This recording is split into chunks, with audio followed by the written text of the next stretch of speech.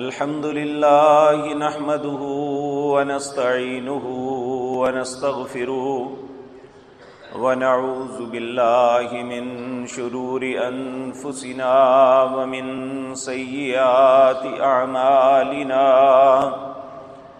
من يهده الله فلا مضل له ومن يضلل فلا هادي له وأشهد أن لا إله إلا الله وحده لا شريك له وأشهد أن محمدًا عبده ورسوله أما بعد فإن خير الحديث كتاب الله وخير الهدي هدي محمد صلى الله عليه وسلم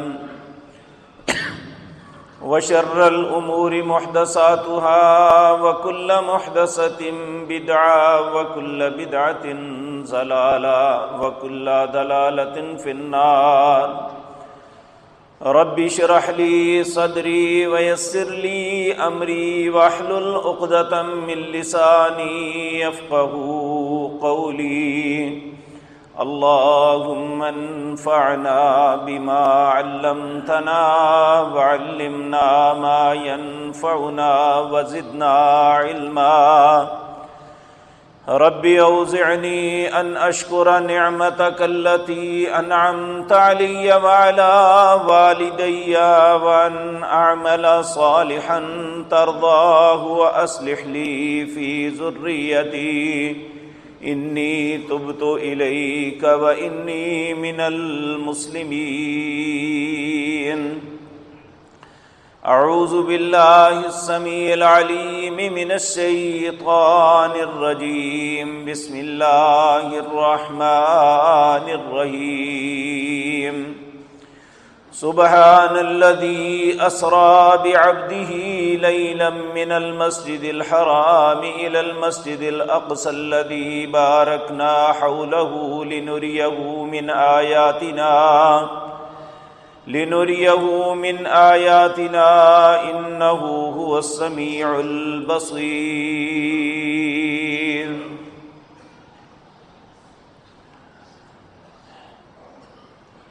حضرات محترم،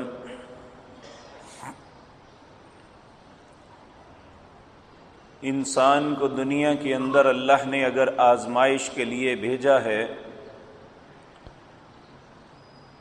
تو اس کی ہدایت اور اسے بہتر رستے پہ چلانے کے لیے اس کی رہنمائی بھی فرمائی ہے. اللہ مالک نے جب بھی کسی کو نبوت یا رسالت سے نوازا اور اپنے ہر نبی اور رسول کو بے شمار دلائل دیے کہ تمہیں کیوں کہتا ہوں کہ اس طرح زندگی بسر کرو. کچھ خوش نصیب تو وہ ہیں جو اللہ کی بات کو قبول کر لیتے ہیں، بہت سے بد نصیب ایسے ہیں جو دلائل ہونے کے باوجود اللہ کی بات کو، انبیاء اور رسل کی دعوت کو قبول نہیں کرتے.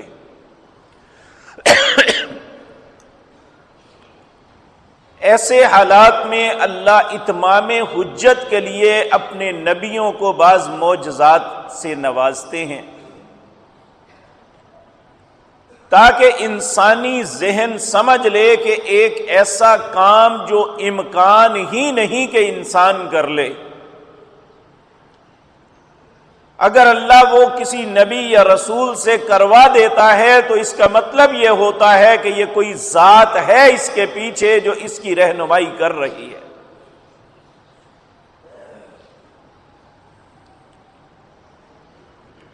ہر نبی کو اللہ نے مختلف معجزات سے نوازا، اور یہاں بھی دو قسم کے لوگ ہیں. بعض نے تو معجزات کو دیکھ کے حق کو قبول کر لیا، اور بعض بد نصیبوں نے پھر بھی کہہ دیا ان ھذا الا سحر مبین، یہ تو ظاہر جادو ہے، یہ جادوگری ہے، یہ کوئی معجزہ نہیں ہے، نعوذ باللہ۔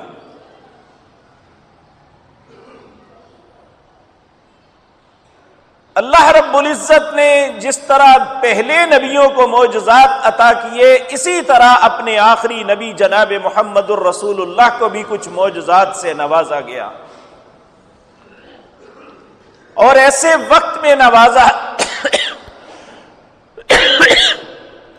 جب ان چیزوں کی اشد ضرورت تھی۔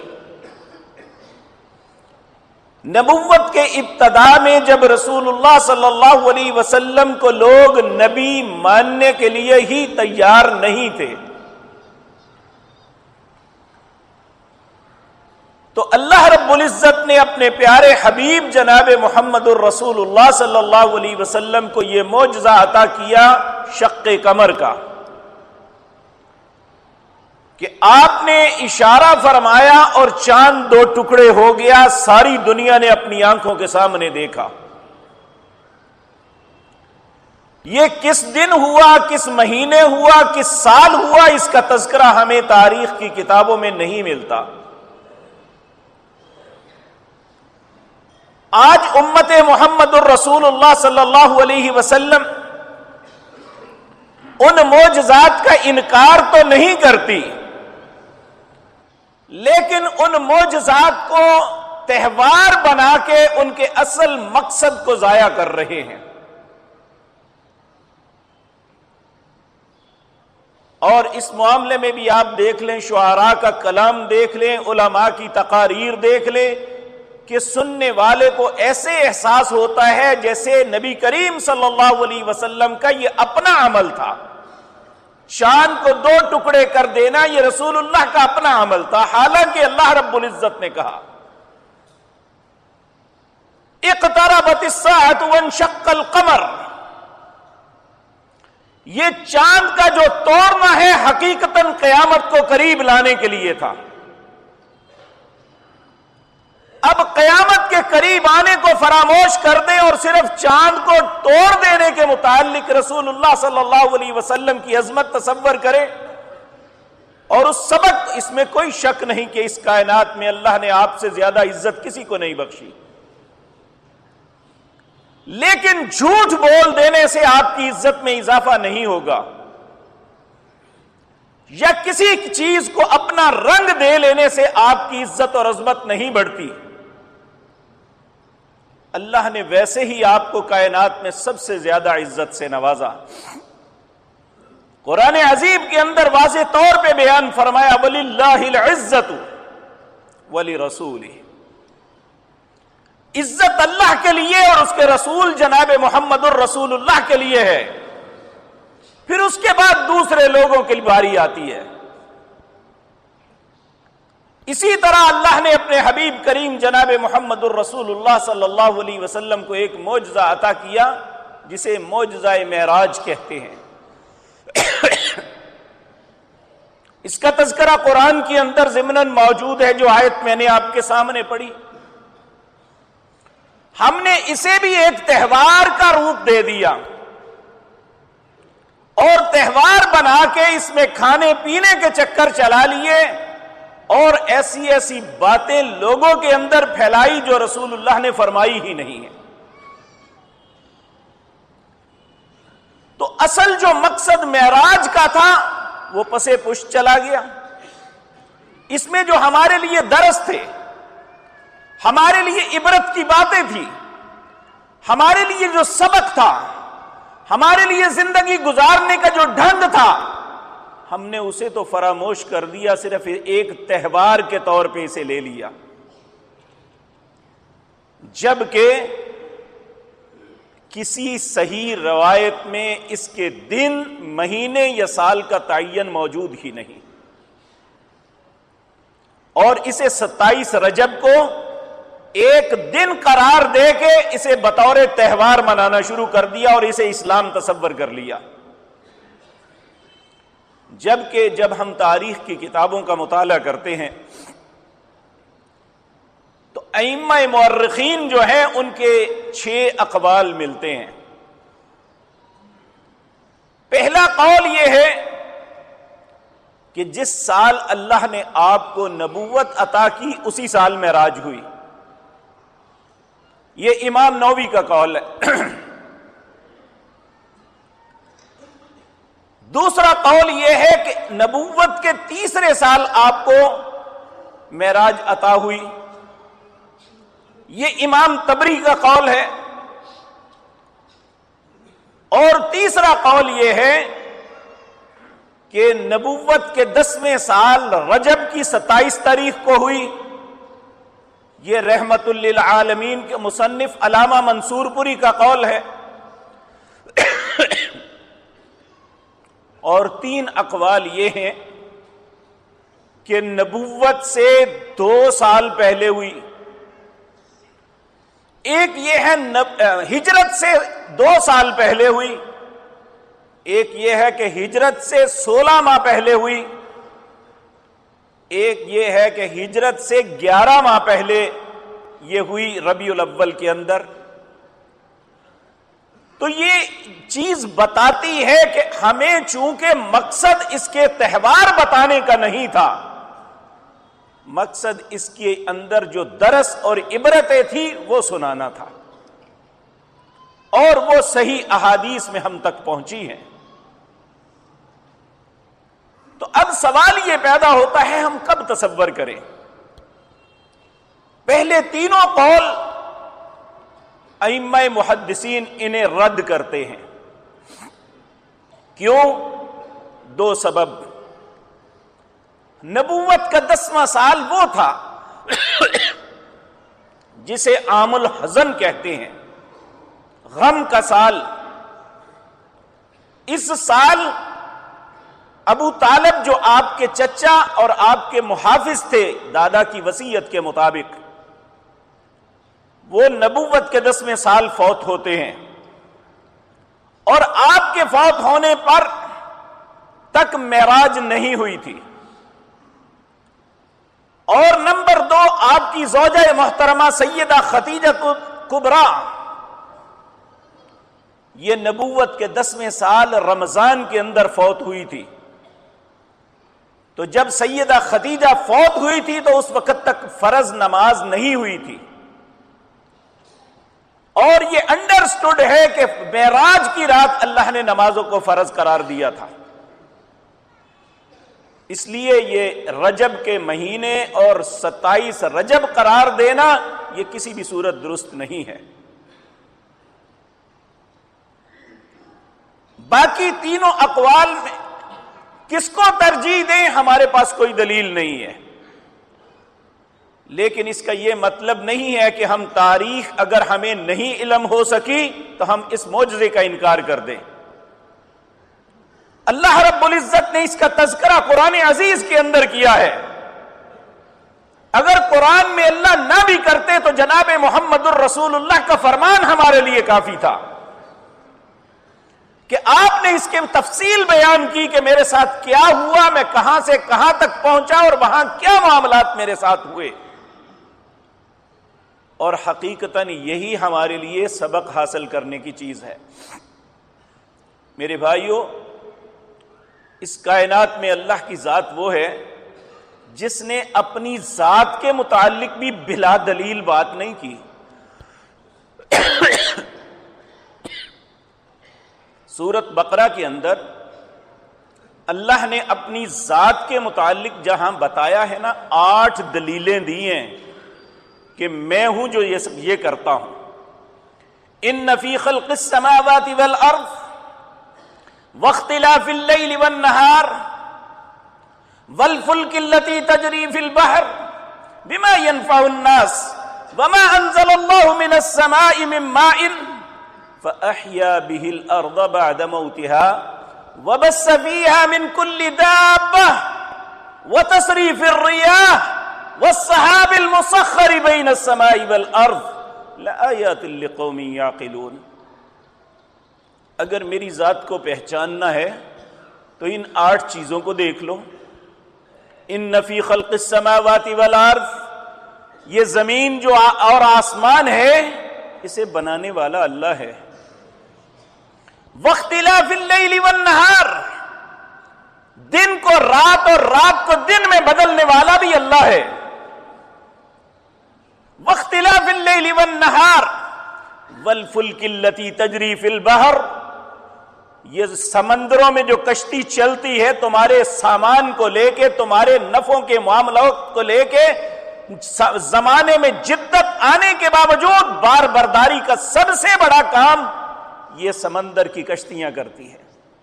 والفلک التی تجری فی البحر، یہ جو سمندروں پہ کشتیاں چلتی ہیں میں چلاتا ہوں. سورت یاسین کے اندر اللہ فرماتے ہیں وَآیَةٌ لَهُمْ أَنَّا حَمَلْنَا ذُرِّيَّتَهُمْ فِي الْفُلْكِ الْمَشْحُونِ، یہ جو آدم کی اولاد کو کشتیاں اٹھائے پھرتی ہیں میری نشانی ہے. وَخَلَقْنَا لَهُم مِّن مِّثْلِهِ مَا يَرْكَبُونَ، آئندہ آنے والے زمانوں میں میں اور سواریاں پیدا کروں گا جنہیں تم نہیں جانتے. اور آج ہم دیکھتے ہیں اتنے اتنے بڑے جہاز جس سے جہاز اوپر سے لینڈ کر جاتے ہیں، ٹیک آف کر جاتے ہیں اور رن وے بنے ہوئے ہیں، سمندر کے اندر پوری آبادی بنا دی اور وہ پانی کے اوپر تیر رہی ہے. وَخَلَقْنَا لَهُم مِّن مِّثْلِهِ مَا يَرْكَبُونَ، لیکن انسان اسے اپنی کاراگری نہ سمجھے. اللہ کہتے ہیں وَإِن نَّشَأْ نُغْرِقْهُمْ، میں جب چاہوں غرق کر دوں. فَلَا صَرِيخَ لَهُمْ وَلَا هُمْ يُنْقَذُونَ، تمہاری آواز بھی تمہارے گھر والوں تک نہ پہنچ سکے. الا رحمتا منا ومتاعا الی حین، اگر کوئی اپنے سفر پہ جا کے واپس پلٹ آتا ہے تو یہ میری رحمت ہے اس پہ. یہ اللہ کی نشانیاں ہیں. اللہ اپنی ذات کے متعلق بھی کہتا ہے والفلک التی تجری فی البحر بما ينفع الناس وانزل اللہ من السماء، آسمان سے میں پانی اتارتا ہوں. فَأَحْيَا بِهِ الْأَرْضَ بَعْدَ مَوْتِهَا، تمہاری مری ہوئی زمین میں زندگی کے آثار پیدا ہو جاتے ہیں. وَبَثَّ فِيهَا مِن كُلِّ دَابَّةٍ، میں پوری زمین کے اندر چارے چوپائے جتنے پھیلائے ہیں میں نے پھیلائے ہیں. پھر اس کے بعد اللہ فرماتے ہیں وَالسَّحَابِ الْمُسَخَّرِ بَيْنَ السَّمَاءِ وَالْأَرْضِ، اگر یہ بھی سمجھ نہیں آئی تو آسمان اور زمین کے درمیان میں نے بادلوں کو معلق کیا ہوا ہے، نہ اوپر سے کسی چیز نے پکڑا ہے نہ نیچے سے کوئی سپورٹ ہے. اگر پھر بھی تمہیں رب کی سمجھ نہ آئے تو پھر اپنی عقل کا علاج کروانا چاہیے. ان فی ذلک لآیات لقوم یعقلون، یہ نشانیاں اس کے لیے ہیں جو عقل رکھتا ہے. جس نے اپنی عقل کو خیر بات کر دیا اس کے لیے کوئی نشانی نہیں ہے. تو اللہ رب العزت کوئی بات بھی دلیل کے بغیر نہیں کرتے، چاہے اپنی ذات کی کیوں نہ ہو. اس لیے جب یہ معجزات ہوتے ہیں تو ان کے اندر بھی کوئی دلیل، کوئی سبق، کوئی منطق ہوتی ہے. اللہ صرف لوگوں کو ناچنے گانے کے لیے اور خوشیاں منانے کے لیے، کھانے پینے کے لیے یہ سب کچھ نہیں دیا، بلکہ یہ حق اور باطل کو ظاہر کرنے کے لیے اللہ معجزات عطا کرتے ہیں کہ انسان کو علم ہو جائے کہ حق کیا ہے اور باطل کیا ہے، صحیح کیا ہے اور غلط کیا ہے، حرام کیا ہے اور حلال کیا ہے. اور معجزہ معراج میں یہ ساری باتیں، اور سب سے اہم بات میرے عزیز بھائیوں اس میں یہ تھی کہ نبوت کے 10ویں سال تک نبی کریم صلی اللہ علیہ وسلم کی کیفیت یہ تھی کہ آپ پہ آپ کی زندگی کو اتنا تنگ کیا گیا کہ نبوت کے 7ویں سال آپ سے سوشل بائیکاٹ کر دیا گیا. 3 سال تک سوشل بائیکاٹ رہا، آپ شیب ابی طالب میں بند رہے. اور جب ابو طالب بھی فوت ہو گئے، خدیجہ رضی اللہ تعالی عنہا بھی اس دنیا سے چلی گئی، تو کفار کے حوصلے اور بڑھ گئے.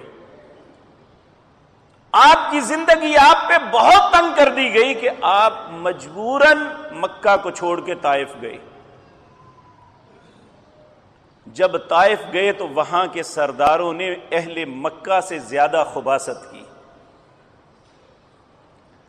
انہوں نے آپ کی بات کو قبول تو کرنا دور کی بات ہے، اپنے بدتمیز لوگوں کو، بدتمیز جوانوں کو پیچھے لگا دیا جنہوں نے آپ کو جس طرح دنیا کے سب سے محترم انسان اور پیچھے لگ کے لوگ صرف اس لیے کہ انہوں نے رب کی دعوت دی تھی، لوگوں کو اسلام قبول کرنے کا کہا تھا، کسی کے ساتھ لڑنے جھگڑنے تو نہیں گئے تھے، اتنا مارا کہ آپ کا خون نکل کے آپ کے جو نالین مبارک تھے، آپ کے جوتے وہ بھر گئے خون سے۔ عتبہ بن ربیعہ اور شیبہ بن ربیعہ کے باغ میں آ کے آپ نے سانس لیا، آپ کے ساتھ زید بن حارثہ رضی اللہ تعالیٰ عنہ آپ کے غلام تھے،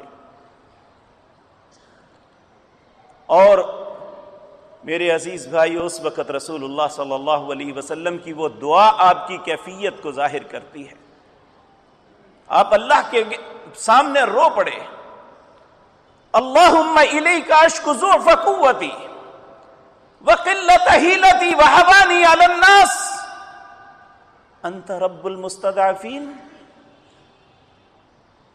اے اللہ میں اپنی بے سر و سامانی کا شکوہ تیرے حضور کرتا ہوں، اللہم الیک اشکو ضعف قوتی، اپنی بے سر و سامانی کا شکوہ کرتا ہوں، اور لوگوں کے سامنے اپنی بے قدری کا شکوہ کرتا ہوں۔ پھر کہتے ہیں انت رب المستضعفین، اے اللہ کیا تو کمزوروں کا رب نہیں ہے؟ اے اللہ تو میرا بھی رب ہے، اگر تو میرا رب ہے تو یہ لوگ میرے ساتھ کیا کر رہے ہیں؟ پھر آپ خود ہی فرماتے ہیں اے اللہ اگر یہ سب کچھ جو لوگ کر رہے ہیں میرے ساتھ تیری ناراضگی کے سبب نہیں ہے تو پھر مجھے ان باتوں کی کوئی پرواہ نہیں کہ میرے ساتھ یہ کیا ہو رہا ہے۔ لیکن پھر کہتے ہیں لیکن اللہ شرق و غرب کو روشنی بخشنے والے مالک و خالق، کیا تو میری مدد کرنے پہ قادر نہیں ہے؟ یہ وہ دعا تھی جس نے اللہ کی غیرت کو للکارا تھا، اور یہ ایسے حالات تھے جب بظاہر دنیا کے حالات کو دیکھتے ہوئے کوئی روشنی کی کرن سامنے نہیں تھی، لیکن میرا رب اب عروج دینے پہ تل چکا تھا۔ ان میں پہلا کام یہ ہوا کہ جب آپ طائف سے واپس آئے تو جنات کی ایک جماعت نے آ کے آپ کے ہاتھ پہ اسلام کو قبول کیا۔ آج مکہ مکرمہ میں شیب عامر سے پیچھے مسجد جن جو ہے، اس جگہ پہ آپ بیٹھے ہوئے تھے تو جنات کی ایک جماعت آئی جس کا تذکرہ سورۃ جن میں اللہ فرماتے ہیں قُلْ أُوحِيَ إِلَيَّ نَفَرٌ مِّنَ الْجِنِّ فَقَالُوا إِنَّا سَمِعْنَا قُرْآنًا عَجَبًا يَهْدِي إِلَى الرُّشْدِ فَآمَنَّا بِهِ وَلَن نُّشْرِكَ بِرَبِّنَا أَحَدًا۔ تو میرے عزیز بھائیو دوسرا معاملہ جو آپ کے ساتھ ہوا یہ پھر معراج کا واقعہ تھا۔ مختلف احادیث میں جو باتیں آتی ہیں، نبی کریم صلی اللہ علیہ وسلم نے جو ہماری رہنمائی فرمائی وہ یہ تھی کہ ایک دن میں سویا ہوا تھا اور چھت پھٹی، جبریل آئے، ان کے ساتھ دو فرشتے تھے، ان کے ہاتھ میں ایک تشت تھا، تھال تھا، انہوں نے آ کے میرا سینہ چیرا۔ اب اس زمانے میں یہ بات بڑی تعجب والی لگتی تھی، اب روزانہ کتنے ہزاروں لوگ ہیں جن کا بائی پاس ہوتا ہے، سینہ کھول کے دل باہر نکال کے رکھ لیتے ہیں اور پھر وہ ناڑیں بدل کے دوبارہ دل جو ہے وہ لگا دیتے ہیں اور وہ زندگی کی کئی بہاریں گزارتا ہے انسان۔ اس وقت تعجب یہ تھا کیسے ممکن ہے دل کو باہر نکال کے دھویا گیا پھر ڈال دیا گیا اور وہ زندہ ہے انسان۔ یہ اللہ رب العزت نے ایسے وقت میں دکھایا تھا جب یہ میڈیکل سائنس نے یہ ترقی بھی نہیں کی تھی،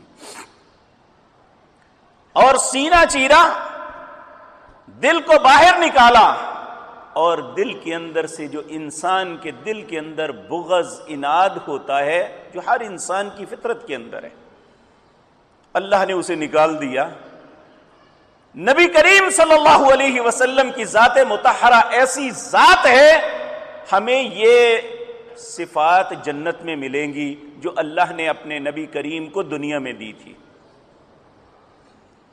جنت کے اندر انسان کا بغض اناد نکال دیا جائے گا، پھر کسی پہ کوئی افسوس، کوئی دکھ، کوئی غصہ نہیں رہے گا، سب اپنے۔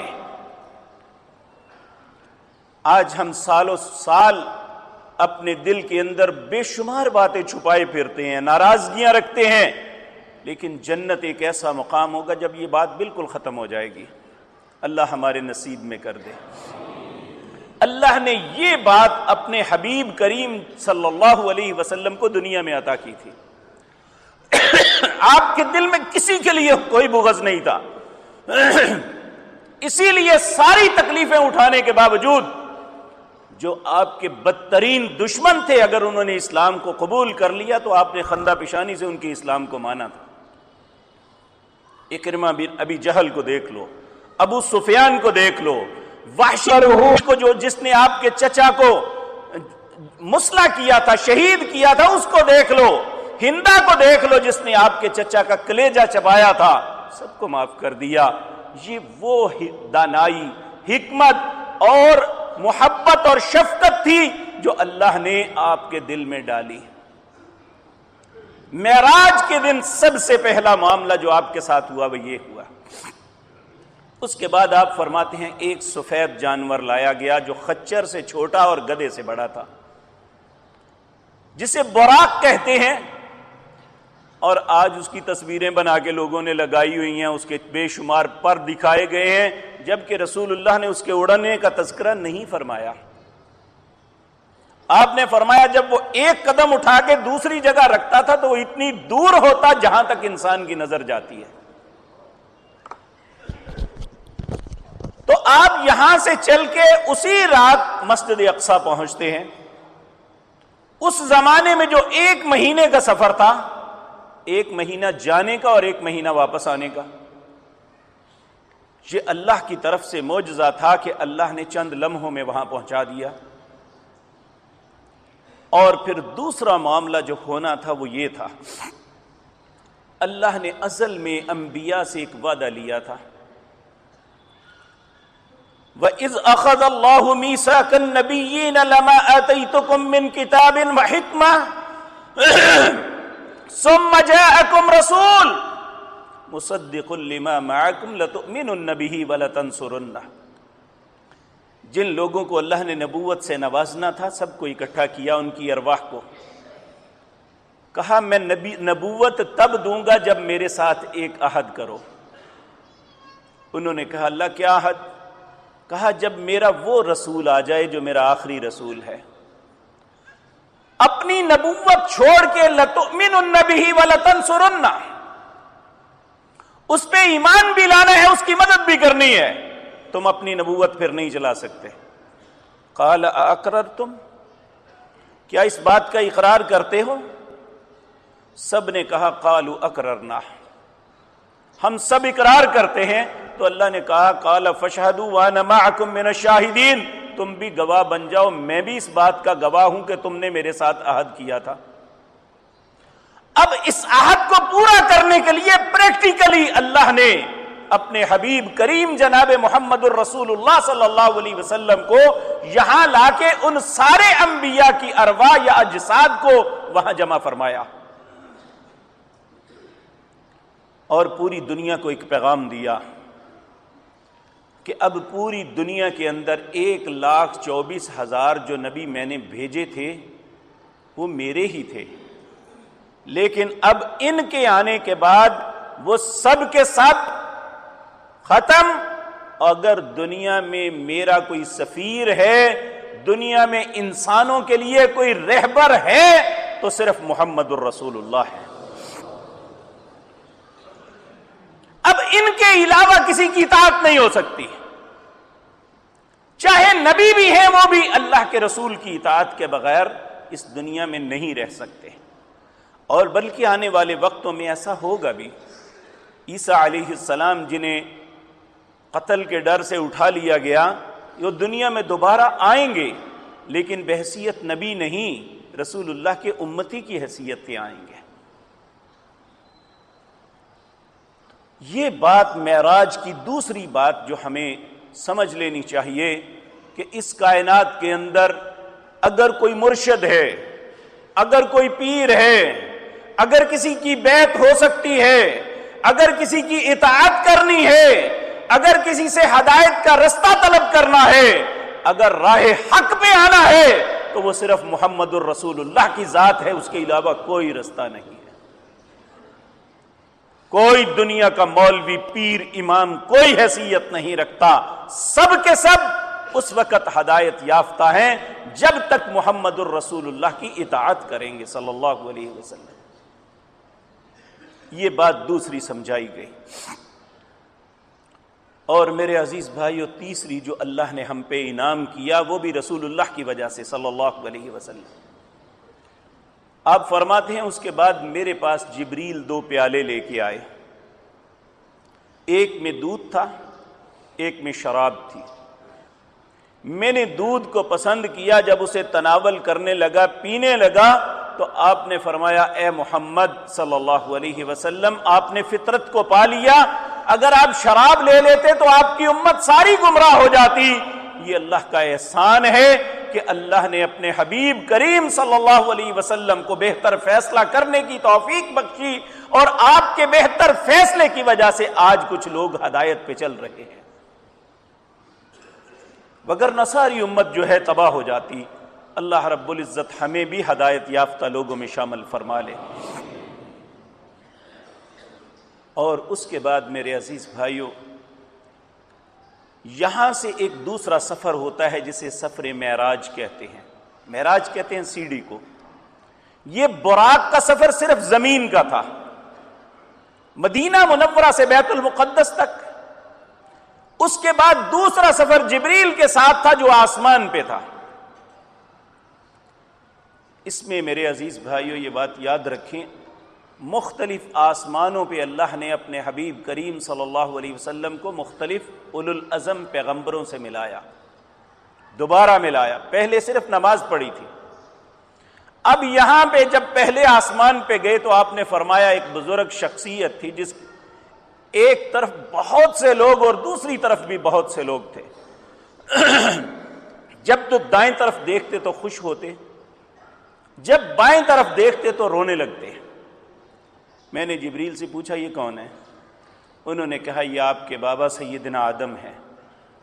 کہا یہ لوگ کون ہیں؟ کہا یہ ان کی اولاد میں سے وہ ہیں دائیں طرف جو اہل جنت میں سے ہیں، انہیں دیکھ کے خوش ہوتے ہیں۔ اور جب بائیں طرف دیکھتے ہیں یہ وہ لوگ ہیں جنہوں نے اپنی زندگی کو ضائع کر دیا، اور یہ اپنی اولاد میں سے ان لوگوں کو جو اہل جہنم میں دیکھ کے رو پڑتے ہیں۔ اور یقینی بات ہے کوئی بھی باپ اپنی اولاد کو مصیبت میں دیکھ کے پریشان نہ ہو، یہ ممکن نہیں ہے۔ جبریل نے کہا آپ انہیں سلام کیجئے۔ آپ نے سلام کیا تو پھر انہوں نے جبریل سے پوچھا یہ جوان کون ہیں؟ انہوں نے کہا یہ آپ کی اولاد میں سے جناب محمد الرسول اللہ صلی اللہ علیہ وسلم۔ انہوں نے کہا میں آپ کی نبوت کا اقرار بھی کرتا ہوں اور آپ پہ ایمان بھی لاتا ہوں۔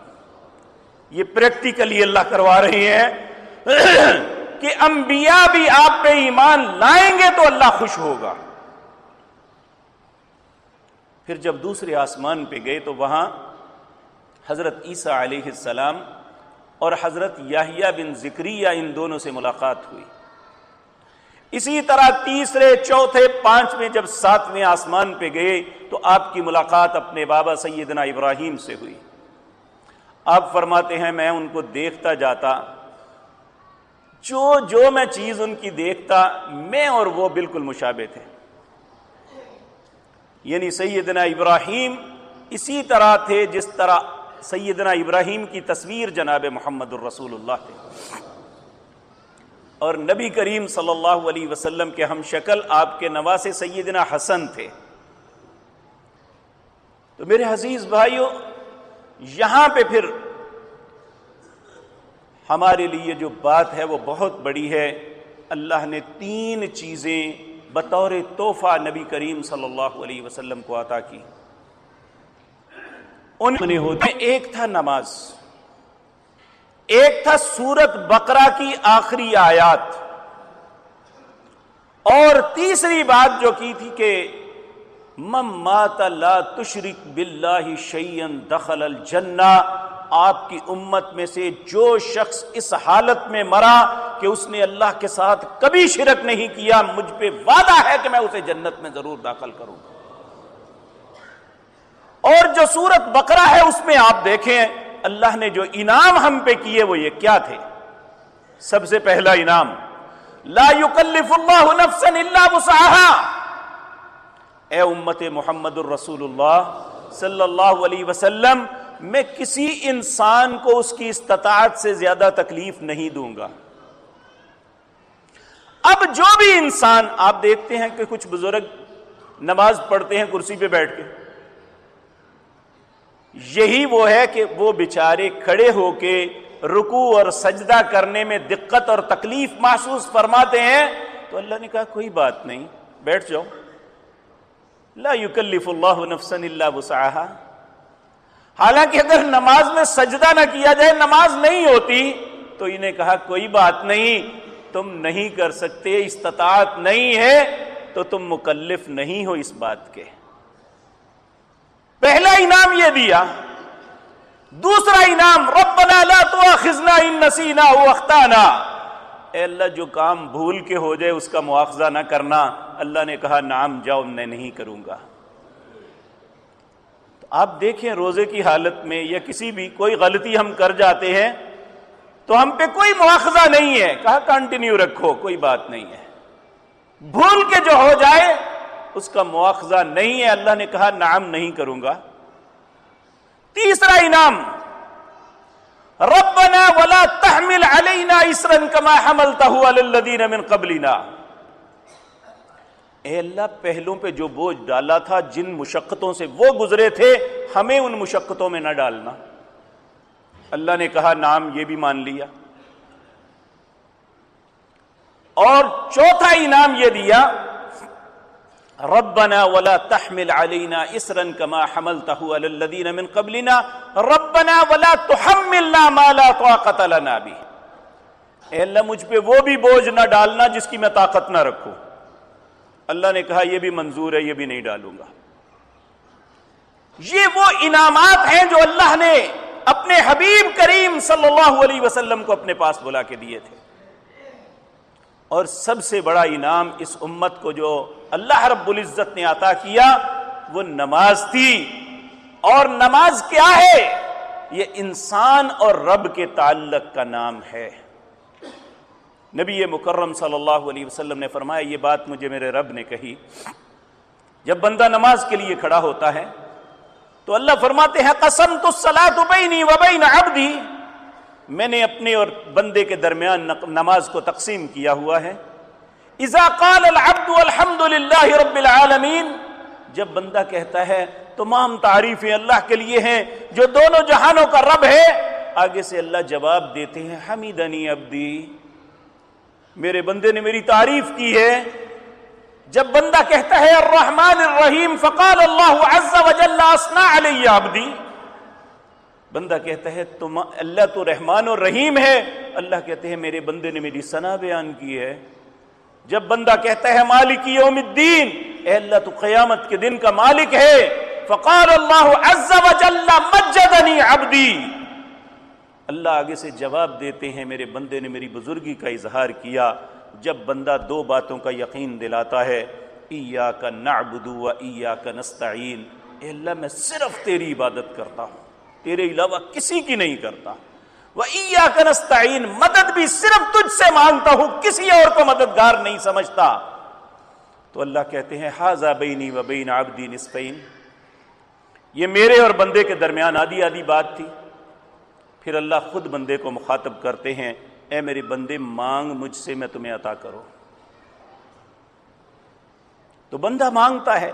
یہ دراصل نماز انسان اور اللہ کے تعلق کا نام ہے۔ جب تک انسان نماز پڑھتا ہے اس کا اس کے رب کے ساتھ تعلق ہے، جب یہ چھوڑ دیتا ہے تو اس کا رب کے ساتھ تعلق کٹ جاتا ہے۔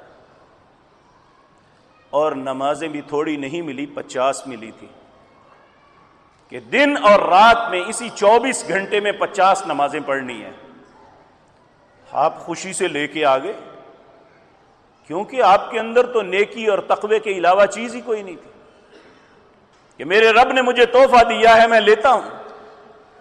جب واپس آئے چھٹے آسمان پہ، موسیٰ علیہ السلام سے ملاقات دوبارہ ہوئی تو انہوں نے پوچھا اے محمد کیا دیا ہے تیرے رب نے آپ کو صلی اللہ علیہ وسلم؟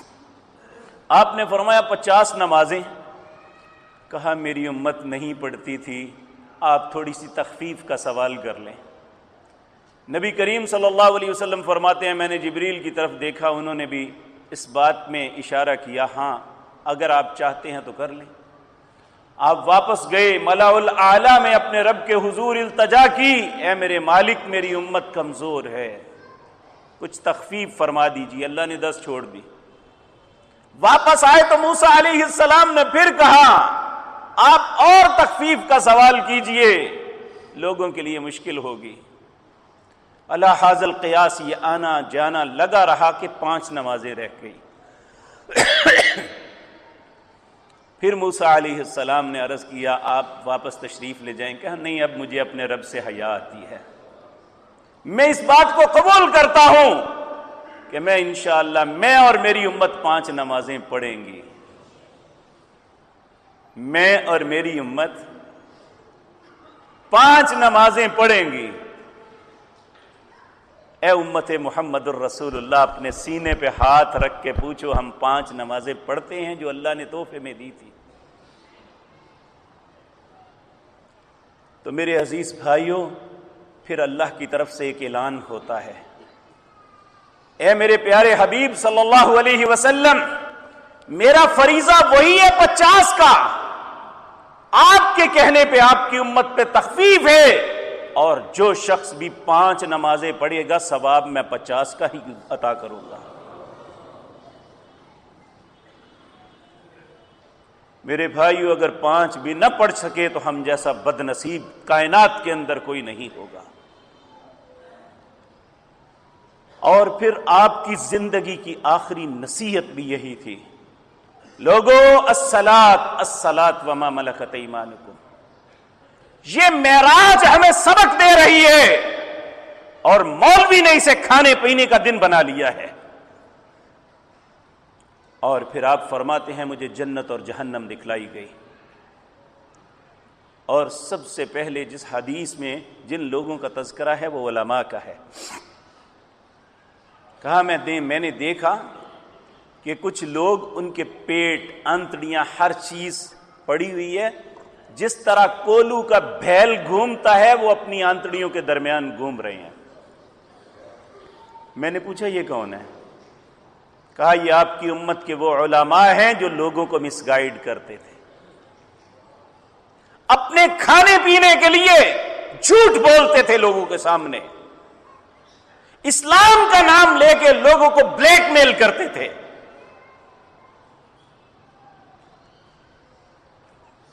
اس کے بعد آپ آگے بڑھے.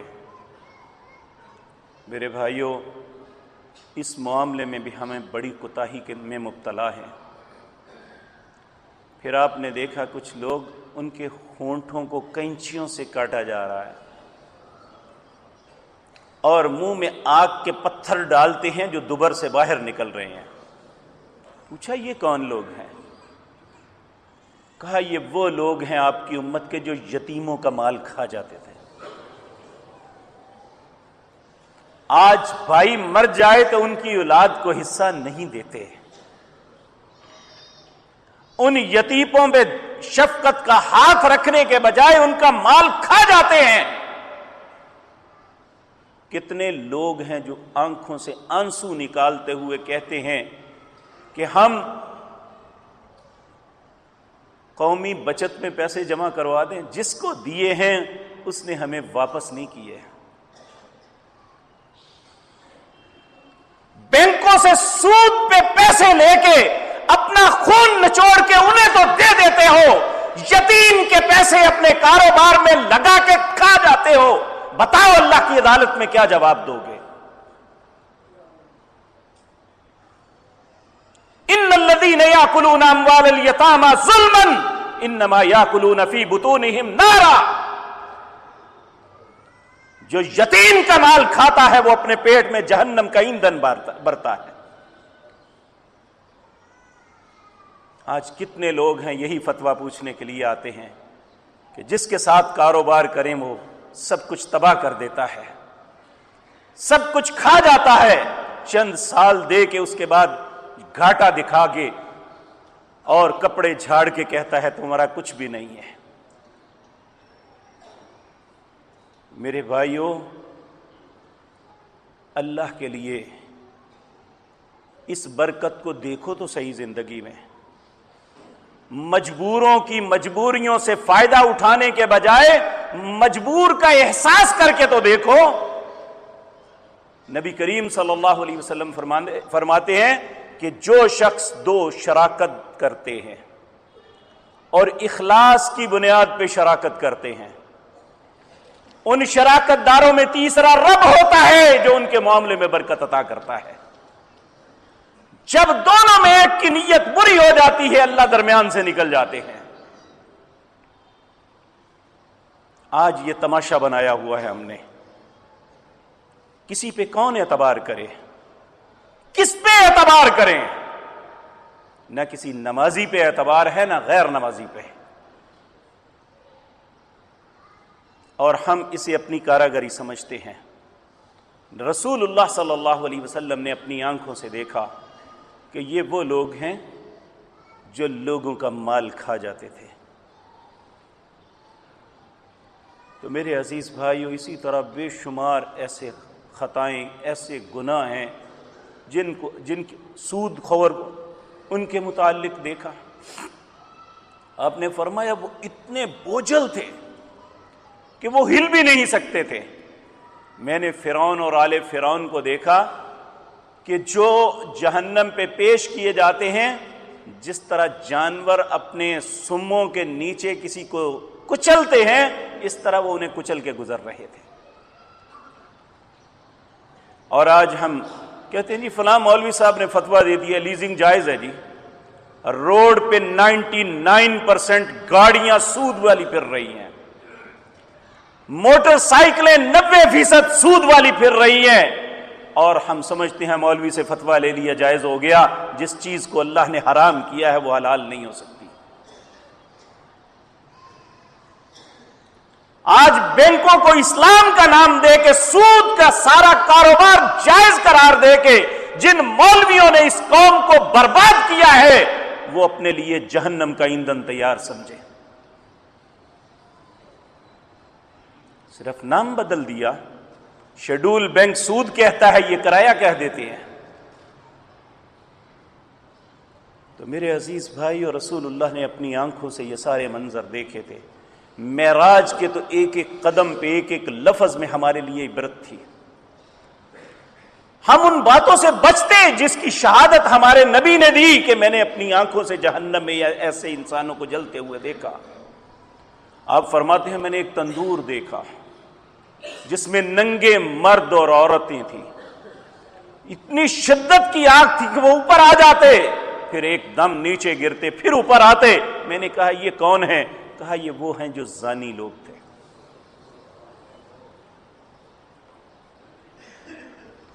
اور آج یہ ہمارا شغل ہے۔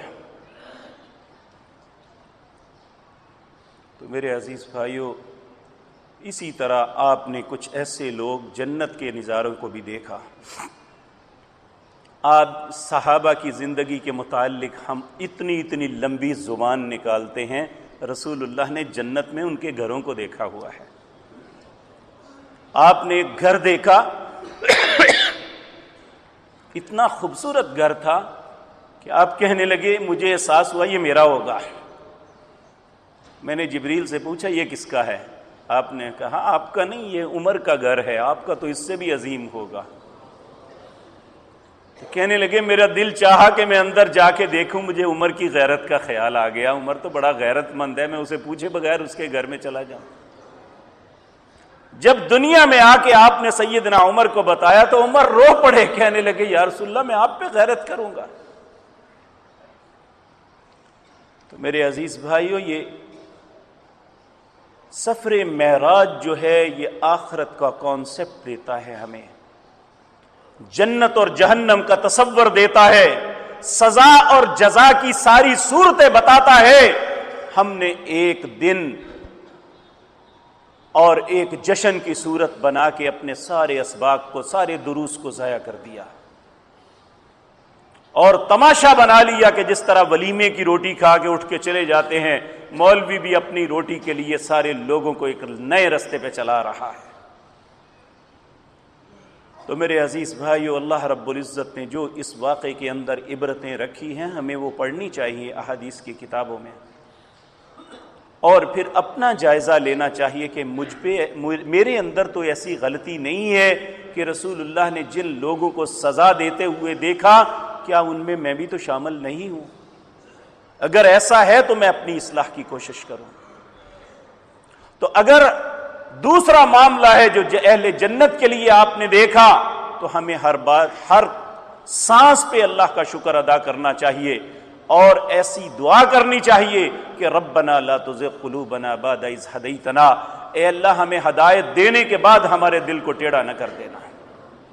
تو اللہ رب العزت سے دعا ہے، یہ جو ایک تہوار نہیں تھا، ایک معجزہ تھا جو اللہ نے اپنے حبیب کریم صلی اللہ علیہ وسلم کو عطا کیا، جس میں ہمارے لیے بہت سی عبرتیں تھیں۔ اللہ ہمیں ان نصیحتوں اور عبرتوں کو سن کے ان پہ عمل کی توفیق عطا فرمائے۔ اقول قولی ھذا واستغفر